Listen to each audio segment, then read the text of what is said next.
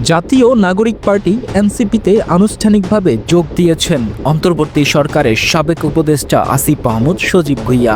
তবে তিনি ত্রয়োদশ জাতীয় সংসদ নির্বাচনে অংশ নিচ্ছেন না।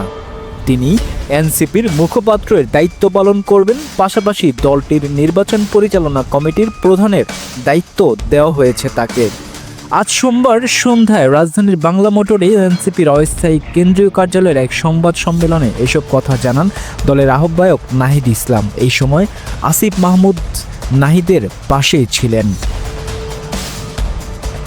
নাহিদ ইসলাম সংবাদ সম্মেলনে বলেন, অনলাইনে এনসিপির রাজনৈতিক পর্যায়ের একটি জরুরি সভা হয়েছে। সেই সভার সিদ্ধান্ত অনুযায়ী আসিফ মাহমুদকে এনসিপির মুখপাত্রের দায়িত্ব দেওয়া হয়েছে। নাহিদ ইসলাম বলেন, এনসিপি নির্বাচনের যাত্রায় পুরোপুরি ঢুকে পড়েছে। আসিফ মাহমুদ নির্বাচনে অংশ নেবেন না, বরং এনসিপির মনোনীত প্রার্থীরা যাতে নির্বাচনে জিতে আসতে পারেন সেজন্য তিনি কাজ করবেন। তাকে এনসিপির নির্বাচন পরিচালনা কমিটির প্রধান হিসেবে দায়িত্ব দেওয়া হয়েছে।